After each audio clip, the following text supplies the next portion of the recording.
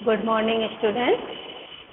Now, today I will teach you lesson 1, Geography, Resources and Development.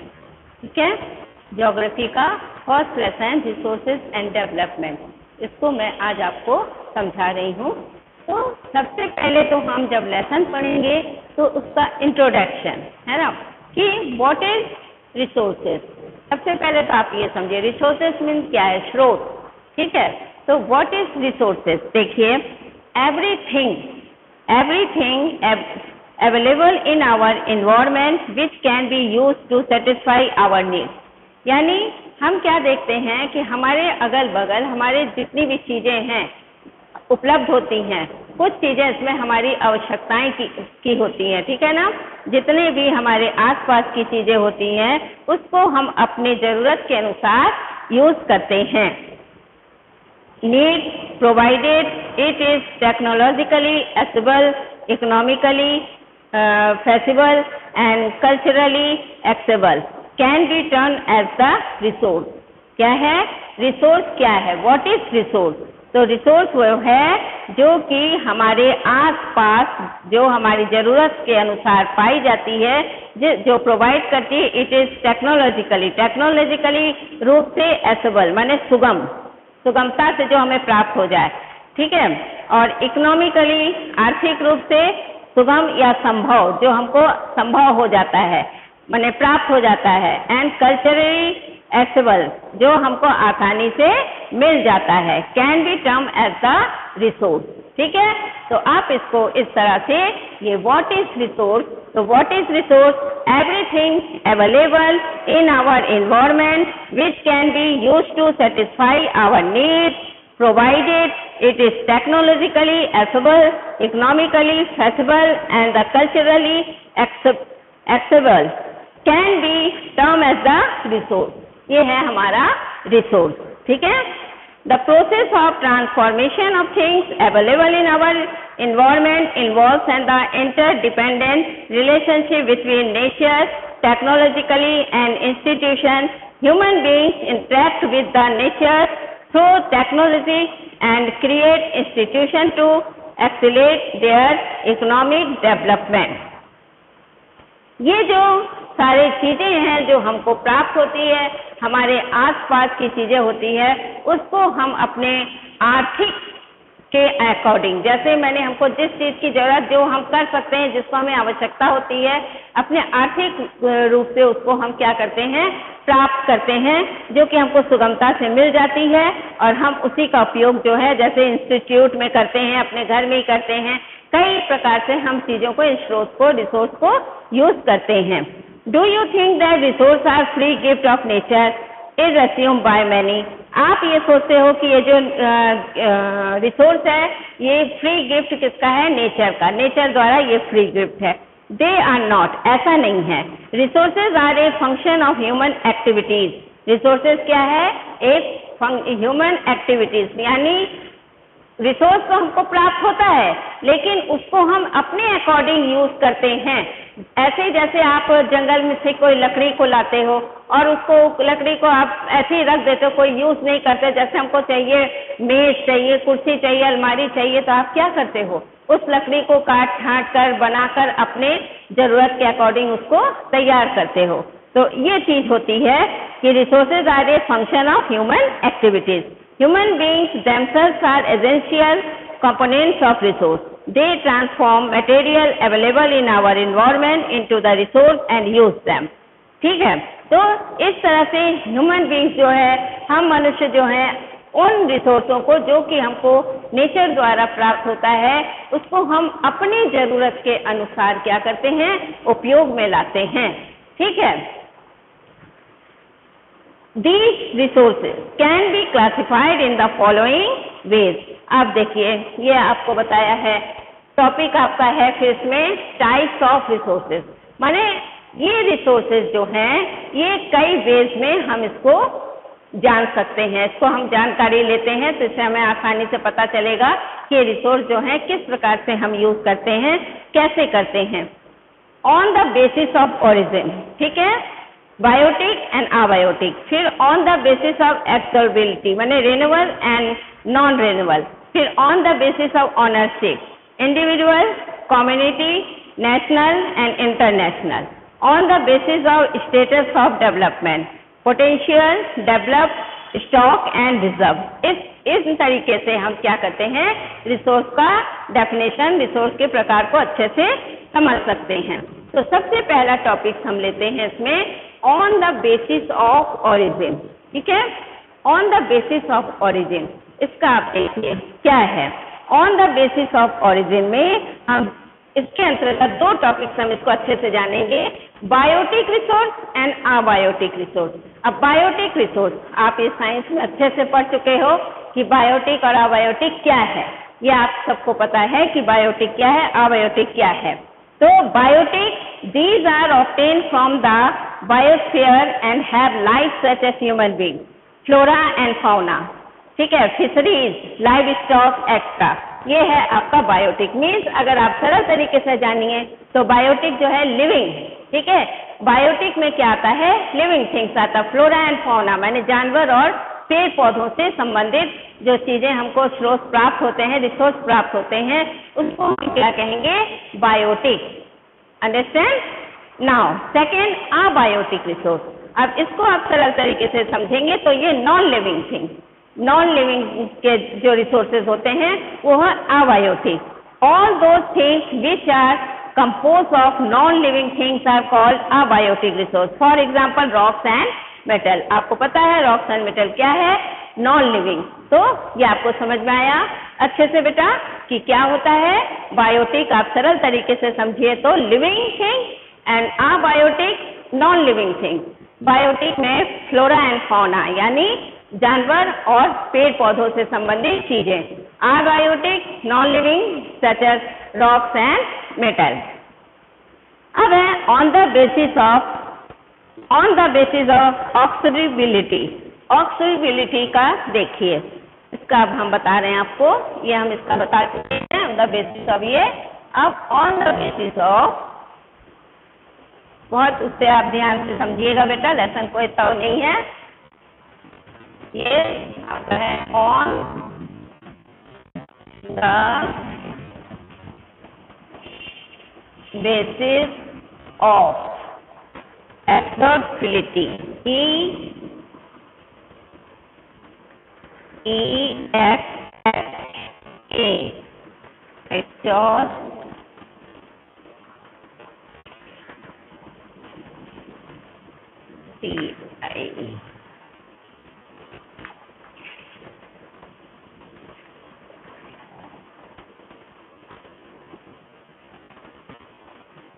ये है। देखिए पहला हमने पढ़ाया था आपका on the basis of origin, जिसमें बायोटिक एंड अबायोटिक था। अब है on the basis of exhaustibility माने विस्तार के आधार पर। एग्जॉस्टिबिलिटी माने क्या, विस्तार, काफी विस्तृत रूप में। ओके, अब इसमें भी आपका क्या आता है, जैसे उसमें 2 पॉइंट थे, इसमें भी 2 पॉइंट होंगे। पहला आपका है रिन्यूअल, ठीक है, पहला इसमें आएगा रिन्यूअल।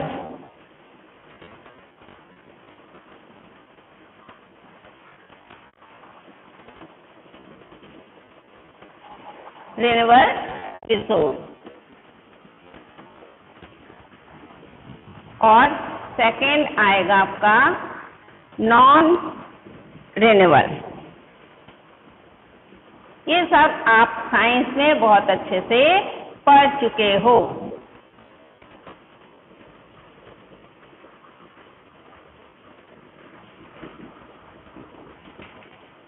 ये ठीक है, ये आपका है इसमें second on the basis of accessibility में renewal resource and non renewal. अब रिन्यूअल देखिए क्या है, renewal resource the resources which can be renewed और reproduced by the physical, chemical और mechanical process are known as the renewal या replaceable resources. ठीक है, अब देखिए रिन्यूअल माने नए रूप से फिर उसको नया रूप देना, फिर से उसको तैयार करना, नया रूप देना। रिन्यूएबल फिर से नया रूप देना, रिन्यूएबल रिसोर्स। अब इसमें कह रहे हैं the resources which can be renewed और प्रोड्यूस बाय द फिजिकल, माने जो रिसोर्स, जो स्रोत, उसको हम किस तरीके से फिर से रिन्यूड करते हैं, नए रूप में तैयार करते हैं, किसके थ्रू, केमिकल, फिजिकल और रिन्यूएबल, माने नया रूप देते हैं इसको, तो इसी को हम कहेंगे रिप्लेसेबल या रिसोर्स, माने फिर से इसको बनाना, रिप्लेसेबल माने फिर से इसको बनाना। तो रिन्यूएबल रिसोर्स जो है इसका मतलब है नया रूप देना, कोई रिसोर्स होता है। अब इसी का हम फिर से हम आपको बताएंगे, जैसे लकड़ी है, एक लकड़ी को हम ला के रख दिए और उसको फिर हम काट छांट कर बनाकर नया रूप, जैसे पलंग बना दिया, मेज बना दिया, कुर्सी बना दिया, तो उसको हमने क्या किया, एक नया रूप दिया, ठीक है ना। एक लकड़ी को मैंने काट छांट कर एक नया रूप दिया, तो वो हमारा बनेगा रिन्यूएबल रिसोर्स। ओके, ये हो जाएगा आपका। For example solar and wind energy, water, forest, wildlife, etc. The renewable resource may further be divided into continuous और flow। माने इसमें आप एग्जाम्पल तौर पर इन्हों का सोलर एंड विंड एनर्जी, आप जानते हो सोलर को भी हम कई रूप में यूज करते हैं, हवा का भी हम कई रूप में उसको प्रयोग करते हैं। उसके बाद वाटर को भी आप समझ रहे हो कितने प्रकार से यूज किया जाता है, फॉरेस्ट, वाइल्ड लाइफ, ये सब। तो ये सब चीजें क्या है, इनको हम नया रूप देते हैं, इस रिसोर्स को नया रूप देते हैं, इसीलिए इसको रिन्यूएबल रिसोर्स कहते हैं, ठीक है। अब सेकंड है नॉन रिन्यूएबल। नॉन रिन्यूएबल देखिए, नॉन रिन्यूएबल है these occur over a very long geological time, minerals and fossil fuels are the example of such resources. अब इसको क्या क्या है, नॉन रिन्यूएबल, जैसे आपको हम बताएंगे, जैसे कहते हैं आप मिनरल, जो भूगर्भ, पृथ्वी के अंदर से हमको जो चीजें प्राप्त होती है, भूगर्भ से पृथ्वी के अंदर से जो चीजें, जैसे मिनरल चीज पाई जाती है, फॉसिल फ्यूल पाए जाते हैं, ये सब जो है इसी का एग्जाम्पल है। These resources take millions of years in their formation। ये कई सालों से, कई हजारों वर्षों से इसका उपयोग क्या होता है, हम इसको अपने उपयोग में लाते हैं। Some of the resources like metals are the recyclable and some like fossil fuels cannot be recycled and get exhaust with their use। अब कई रिसोर्स ऐसे हैं जैसे मेटल्स वगैरह हैं, इनको हम फिर से तैयार करके अपने रूप के अनुसार उसको यूज करते हैं, और जैसे फॉसिल फ्यूल्स है कैन नॉट बी रिसाइकल, इसको हम रिसाइकल फिर से नहीं कर सकते, इसका विस्तृत रूप से और काम में इसको हम लगाते हैं। तो आपको आया समझ में बेटा, रिन्यूएबल रिसोर्स जो फिर से आप नया रूप देकर उसको यूज करते हैं, और नॉन रिन्यूएबल जो होता है हमें जो पृथ्वी के गर्भ से मिनरल, जो खनिज पदार्थ आप जिसको बोलते हो प्राप्त करते हैं, उसको हम कहेंगे नॉन रिन्यूएबल रिसोर्स। ओके, अब है on the basis of ownership. अब इसको हम वो करते हैं। अब तीसरा है on the basis of ownership.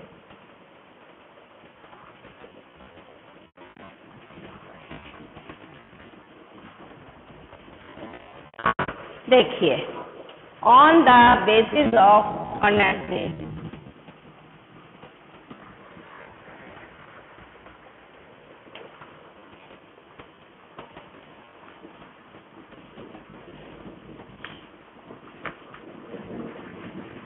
On the basis of ownership, इसमें देखिए तीसरा है ये, इसमें है individual resource, community own resource, national resource और इंटरनेशनल रिसोर्स। इसमें आपका 4 पॉइंट आएगा, इसमें आपका 4 पॉइंट आएगा on the basis of ownership में। फर्स्ट आपका है इंडिविजुअल रिसोर्स,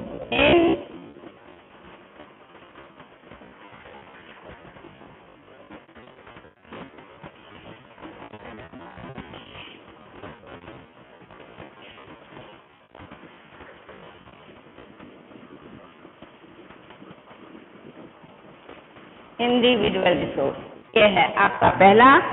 फिर दूसरा है community own,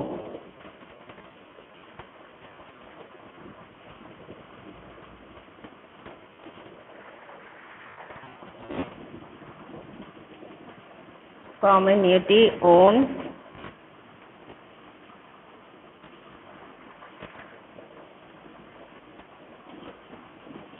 community owned resource.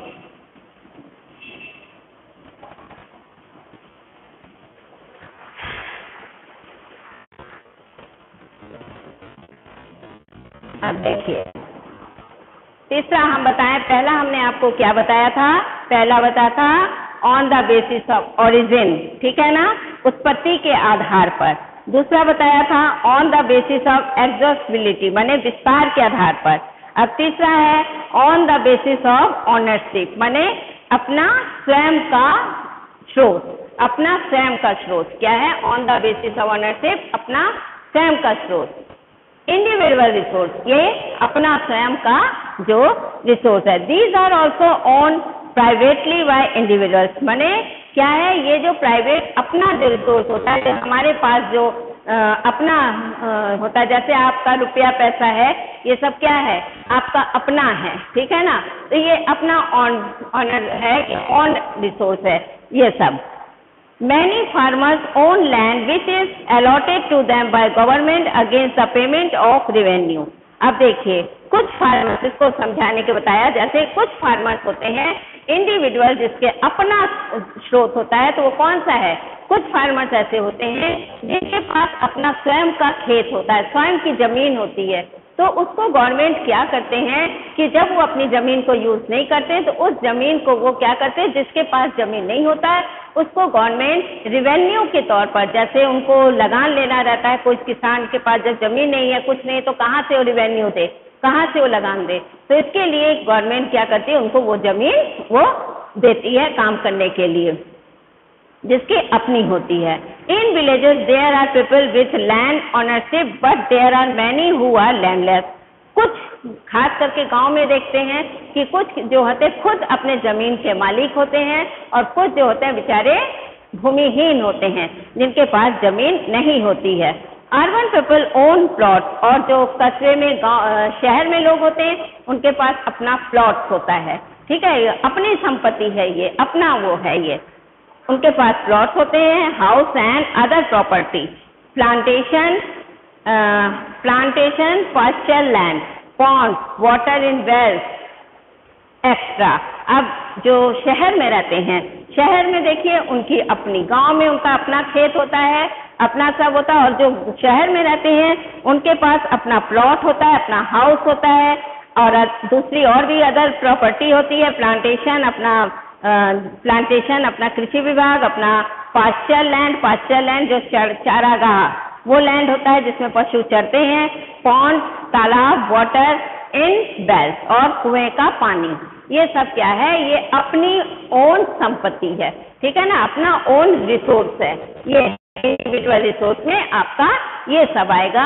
फिर से एक बार बता रहे हैं, इंडिविजुअल रिसोर्स में आपका क्या होता है, ये अपनी संपत्ति होती है। इसमें जैसे आपके गांव में किसान होते हैं जिसके पास भूमि होती है बहुत से, उसको गवर्नमेंट लेके दूसरे किसान जिसके पास भूमि नहीं होती है उसको देते हैं, और उसके बदले फिर उनको उनसे रिवेन्यू वो लगान लेते हैं। और शहरों में क्या होता है कि अपनी जमीन, अपना प्लॉट होता है, अपना मकान होता है, अपनी और दूसरी प्रॉपर्टी होती है, और तालाब होता है, और तुम्हारा प्लांटेशन होता है, कुएं का पानी होता है, कई चीजें जो होती है ये इसकी अपनी ओन रिसोर्स होते हैं, अपने आप स्रोत होता है। ये हुआ आपका ये। अब है कम्युनिटी ओन रिसोर्स, ये इसी के अंतर्गत on the basis of ownership में दूसरा है community own resource. There are resources which are accessible to all the members of the community, village commons, grazing ground, burial ground, village pond extra. अब देखिए community own resource, community सामुदायिक, जो समूह का, ठीक है ना, सामुदायिक रिसोर्स, सामुदायिक स्रोत। अब उसके लिए बता रहे हैं ये स्रोत कौन से होते हैं, इसको कह रहे हैं there are resources which are accessible to all the members of the community, जो कि जितने कम्युनिटी के मेंबर होते हैं, समुदाय के जितने लोग होते हैं उनका अपना ये स्रोत होता है। जैसे विलेज कॉमन्स, जैसे विलेज में कॉमन्स क्या होता है, गांव में देखिए ग्रेजिंग ग्राउंड जहाँ पर पशु चरते हैं, ठीक है ना, ग्रेजिंग ग्राउंड जहाँ पे पशु चरते हैं वो ग्राउंड और बरियल ग्राउंड्स मीन्स जहाँ पे कब्र होता है, शमशान भूमि होती है, बरियल ग्राउंड, विलेज पॉन्ड्स और गांव का तालाब, ये सब जो है आपका कम्युनिटी रिसोर्स है। Public park, picnic spot, playgrounds in urban areas are the fact accessible to all the people living there। अब देखिए ये तो गांव का हुआ, और शहर में पब्लिक पार्क, ठीक है, पिकनिक स्पॉट, प्लेग्राउंड, ये आपके शहर में होता है, जो सब लोग बराबर रूप से जो भी वहां पर सब रहते हैं सब उसका उपयोग कर सकते हैं। तो ये सब आपका क्या हो जाएगा, कम्युनिटी ओन रिसोर्स, माने सामुदायिक रिसोर्स, जिसको सब यूज कर सकते हैं, किसी एक का नहीं होता। ठीक, इसमें हम सबका, जिससे कम्युनिटी होते हैं उनका सबका अधिकार होता है।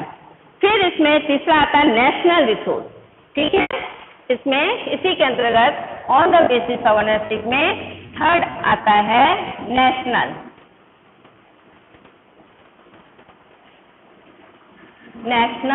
रिसोर्स। नेशनल रिसोर्सेज, इसमें देखिए नेशनल रिसोर्स आपका आता है कि technically all the resources belong to the nation. हम टेक्निकली रूप में क्या देखते हैं, जितने भी रिसोर्सेज हैं वो किससे बिलोंग करता है, नेशन से, एक राष्ट्र से। The country has legal powers to acquire even the private property for public good. अब क्या है, country has legal powers to acquire, जो देश होता है, एक देश क्या करता है कि पब्लिक की भलाई के लिए कभी कभी उनकी प्रॉपर्टी का भी वो यूज करते हैं, जैसे जमीन वगैरह हुआ, मकान हुआ, इसका यूज जो है वो उन्हीं के भलाई के लिए उसको यूज करते हैं। You might have seen road, अब कुछ जैसे और है, देखिए ये सारे माने सभी पब्लिक के लिए, ये नेशन का है, पूरा नेशन रिसोर्स है, जिसमें पूरे राष्ट्र के लोगों का, एक देश के लोगों का सबका अधिकार होता है। किसमें, road, canals, railways being constructed on the field owned by some individuals. अब देखिए जैसे रोड्स हुआ किसी एक का नहीं, कैनल्स हुआ जो नहरें हुए, रेलवेज हुए कंस्ट्रक्टेड, जो फील्ड में जो काम वर्क होता है इंडिविजुअल द्वारा, ये सब सबके हैं। Urban development authorities get empowered by the government to acquire land, all the minerals, water resource, forest, wild life, land within the political boundaries and oceanic area up to 12 nautical miles from the coast term as the territorial power and the resource there belong to the nation। अब देखिए क्या है कि कुछ तो जैसे ये roads हुआ, कैनल्स हुआ, रेलवेज हुआ, फील्ड में अपना काम कुछ करवाना, ये सब आपका राष्ट्र का रिसोर्स है, राष्ट्र द्वारा है। Urban development authorities get empowered by the government to acquire land, माने जो शहर में इसकी उन्नति करने के लिए और डेवलप करने के लिए कुछ इनके गवर्नमेंट इस पावर को प्राप्त करती है कि इनसे लेकर उसमें कुछ काम किया जाए, हालांकि इसके बदले उनको इसकी मूल्य भी चुकाना पड़ता है। उसके बाद all the minerals, water resource, forest, wild life, land, ये सब क्या है आपका जो है नेशनल रिसोर्स है। फिर आइए इंटरनेशनल रिसोर्स। अब आपका 4 इसमें है इंटरनेशनल रिसोर्स।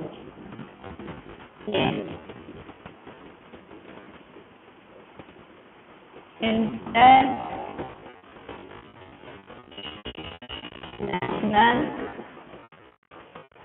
रिसोर्स,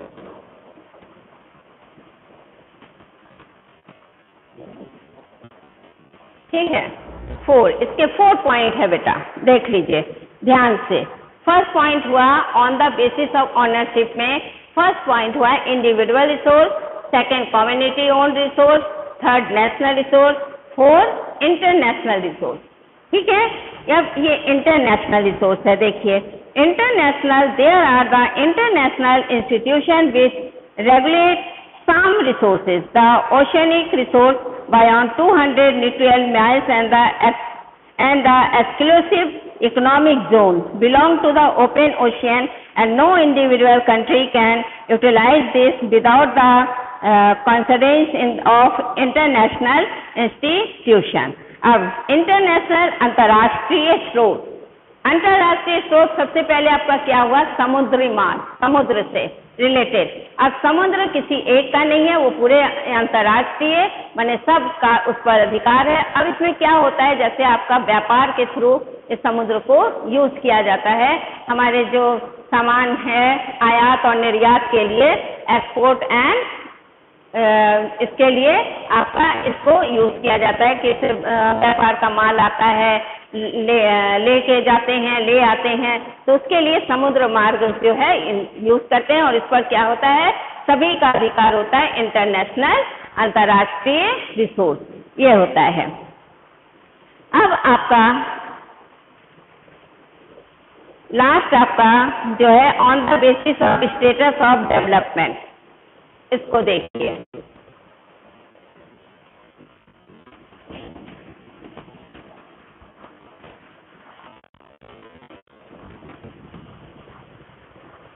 अब टाइप्स ऑफ रिसोर्स का तब बता रहे हैं बेटा, अब इसमें लास्ट है on the basis of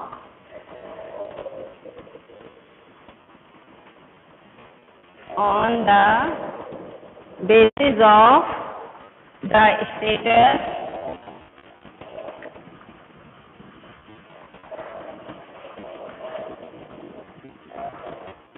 of development.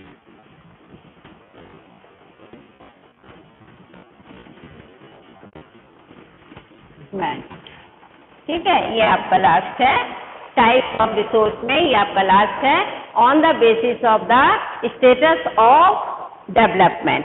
देखिए इसका क्या है, इसके अंतर्गत आपका क्या आता है, पोटेंशियल रिसोर्स और डेवलप्ड रिसोर्स। ठीक है, दो आपके इसमें आते हैं।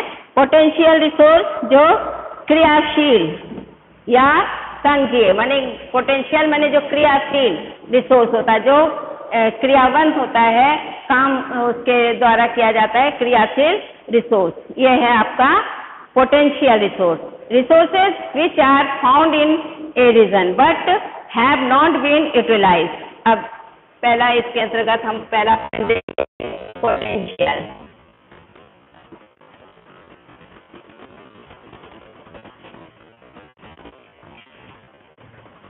पोटेंशियल रिसोर्स,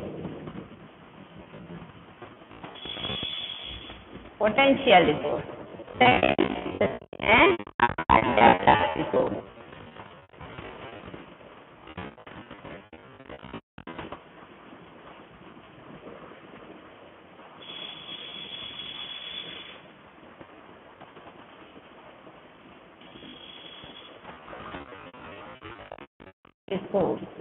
डेवलप रिसोर्स, ये है आपका last point. On the basis of the status of the development, first है पोटेंशियल रिसोर्स जो क्रियाशील रिसोर्स, जिसको बोलेंगे पोटेंशियल क्रियाशील। अब इसमें देखिए resources which are found in region, जो हमारे राज्य में जो रिसोर्स स्रोत पाए जाते हैं, but have not been utilize, लेकिन उसको यूटिलाइज नहीं किया जाता है, माने उसको उपयोग में नहीं लाया जाता है। For example the western parts of India, particularly Rajasthan and Gujarat, have the enormous potential for the development of wind and solar energy, but so far these have not been developed properly. अब देख लीजिए इसका इन्होंने क्या कहा कि potential जो क्रियाशील या संघीय जो होता है, रिसोर्स होता है, स्रोत होता है, वो एक राज्य में जो पाया जाता है, एक स्टेट में जो पाया जाता है, उसको लेकिन यूज नहीं करते, but have not been utilize, उसको ज्यादा से ज्यादा यूज नहीं किया जाता है। जैसे एग्जाम्पल तौर पे कह रहे हैं western parts of India, India के वेस्टर्न पार्ट में कौन सा है, राजस्थान और गुजरात, और वहां पे आपका क्रियाशील इनॉर्मस डेवलप कौन सा पाया जाता है, enormous potential for the development of wind and solar energy. यानी गुजरात और राजस्थान में जो सबसे बड़ा स्रोत है सोलर और विंड एनर्जी। ठीक है, तो इसको क्या है कि but so far these have not been developed properly, लेकिन ये अत्यधिक दूर होने की वजह से या कम लोगों को इसकी जानकारी होने की वजह से, ठीक है, मेन कारण यही होता है कि कुछ को इसका उपयोग कैसे करें, किस तरह से इसको उपयोग में लाएं, इसका संज्ञान ना होने की वजह से इसका उपयोग जो है बहुत कम होता है। जबकि आप समझिए कि ये कितना बड़ा स्रोत है ना, सोलर एंड विंड एनर्जी जो है हमारा कितना बड़ा स्रोत है, लेकिन इसको ठीक से टेक्निकली तौर से अच्छे से इसका उपयोग ना करने की वजह से कि किस तरह से इसका उपयोग करें, कुछ तो हुआ है, बहुत कुछ हुआ है, लेकिन अभी चाहें तो इसका और ज्यादा हम यूज कर सकते हैं। इसके लिए और भी अधिक ज्ञान होने की आवश्यकता है, तो वो थोड़ा कम होने की वजह से इसका यूटिलाइज बहुत कम हो रहा है। ये हो गया आपका पोटेंशियल। अब सेकेंड है डेवलप्ड रिसोर्स। डेवलप जो तैयार, बिल्कुल डेवलप है, जो बहुत ही उन्नति के शिखर पे है, उन्नतिशील है ना। डेवलप जो है उन्नतिशील रिसोर्स स्रोत, जैसे resource which are the surveyed and their quality and quantity have been determined, ठीक है, फॉर यूटिलाइजेशन। अब वो रिसोर्स, वो स्रोत which are surveyed and their quality, उनकी क्वालिटी, गुण और मात्रा, क्वांटिटी, हैव बीन डिटरमाइंड, निश्चित या स्थिर, डिटरमाइंड माने निश्चित या स्थिर, for utilization. The developed of resources depends on technology and level of their flexibility. अब देखिए, अब ये भी वही है, डेवलप रिसोर्स जो बहुत ज्यादा उन्नतिशील रिसोर्स होते हैं, जो डेवलप रिसोर्स होते हैं, वो जो एक निश्चित और स्थिर तौर पर रहता है, ठीक है, इसका भी हम क्या करते हैं, टेक्निकली रूप से कम उपयोग करते हैं, जिसको कि नॉलेज ना होने की वजह से। अब कुछ जैसे इसके अंतर्गत है स्टॉक। अब देखिए स्टॉक इसमें है, on the basis of stock में, stock materials in the environment which have the potential to satisfy human needs, but human beings do not have the appropriate technology to access these, are included among stock. For example, water is a compound of the two inflammable gases, hydrogen and oxygen, which can be used as a rich source of energy. But we do not have the required technical know-how to use them for this purpose, hence it can be considered as stock. Stock माने क्या, जमा, माने एक कहाँ पे stock किया गया, रखा गया है, जमा करके रखा गया है। तो इसको ये बता रहे हैं कि मटेरियल्स इन एनवायरनमेंट, जो मटेरियल्स एनवायरनमेंट में पाई जाती है, सेटिस्फाई ह्यूमन नीड्स, हमारे ह्यूमन बींग्स को जो आवश्यकता के अनुसार उनके संतुष्टि के लिए, human beings do not have the appropriate, human being उसको क्या करता है, एप्रोप्रिएट माने अपनाते नहीं है, टेक्नोलॉजी और एक्सेस दिस माने अपनी कुछ टेक्नोलॉजी के कारण से, और आर इंक्लूडेड, इस वजह से ये क्या होता है, स्टॉक जमा होता रहता है। इसमें भी वही चीज आपकी आई है जो अभी हम समझा रहे थे कि स्टॉक क्यों होता जाता है, क्योंकि मनुष्य को कभी कभी इसके बारे में सही जानकारी नहीं होती है कि उसका उपयोग टेक्निकली रूप से हम कैसे करें। तो इसमें क्या होता है, ये स्टॉक जमा होता जाता है। जैसे कि हम बता रहे हैं कि for example water is a compound of the two inflammable gases. Inflammable माने प्रज्वलशील या जल्दी जलने वाला, दो गैस में इसको प्रयोग किया जाता है, हाइड्रोजन और ऑक्सीजन। देखिए कितनी बड़ी चीज इससे तैयार होती है, वाटर से हमारे, है ना, hydrogen and oxygen, which can be use as a rich source of energy, जो कि हमारा क्या है, काफी महत्वपूर्ण एनर्जी है, रिच सोर्स ऑफ एनर्जी है। But we do not have the required technical know how, लेकिन वही चीज है कि हमको इसको कैसे किस तरह से करें, हमको जानकारी नहीं हो पाती है, इसकी वजह से इसका जो है स्टॉक माने जमा होता जाता है। फिर है reserve are the subset of the stock which can be put into the use with the help of existing technology, how and all। ये भी वही चीज है कि रिजर्व रखा जाता है कुछ को, जिसमें कि हम अच्छे से जान नहीं पाते कि कैसे इसको किया जाए, तो कुछ को हम क्या करते हैं, भविष्य के लिए उसको रख देते हैं, ताकि हम उसका जब अच्छे से ज्ञान हो जाए तो हम उसका यूज कर सकें।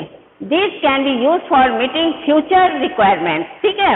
River water can be use for generating hydro electric water, but presently it is being utilized only a limited extent, thus the water in the dam, forest, etc. अब रिजर्व जो हम तैयार जो इसको भविष्य के लिए रखते हैं, जिसको कि हम ठीक से अभी वही है नो या हाउ, मैंने कैसे यूज करें कैसे ना करें, इसलिए उसको भी हम रिजर्व में रखते हैं। जैसे कि रिवर वाटर को कहा इन्होंने, ये किसके लिए यूज होता है, जनरेटिंग हाइड्रो इलेक्ट्रिक पावर, लेकिन प्रेजेंटली इसका ठीक से जो है हम उपयोग नहीं कर पाते, इसलिए लिमिटेड मात्रा में ही उपयोग करते हैं। तो दस the water in the dams और फॉरेस्ट, इसमें हम यूज करते हैं, जबकि हम वाटर को कई रूप में यूज कर सकते हैं। ठीक है, मुझे उम्मीद है आपको ये सब अच्छे से समझ में आ गया। फर्स्ट मैंने आपको इसमें बताया व्हाट इज रिसोर्सेज, उसके बाद types of resources. Type of resources में मैंने आपको कई बताई हैं। पहला बताया on the basis of origin, जिसमें बायोटिक रिसोर्स और अबायोटिक रिसोर्स। दूसरा हमने बताया on the basis of accessibility, जिसमें क्या बताया है, रिन्यूएबल रिसोर्स और नॉन रिन्यूएबल। फिर on the basis of ownership, individual resource और कम्युनिटी ओन रिसोर्स। ठीक है, नेशनल रिसोर्स, इंटरनेशनल रिसोर्स। फिर on the basis of status of development, potential resource, developed resource. फिर इसमें आया स्टॉक और रिजर्व। ओके, तो मुझे उम्मीद है बेटा आपको ये अच्छे से समझ में आ गया। अब इसके आगे का हम फिर अब नेक्स्ट वीडियो में एक्सप्लेन करेंगे। ठीक, ओके, थैंक यू।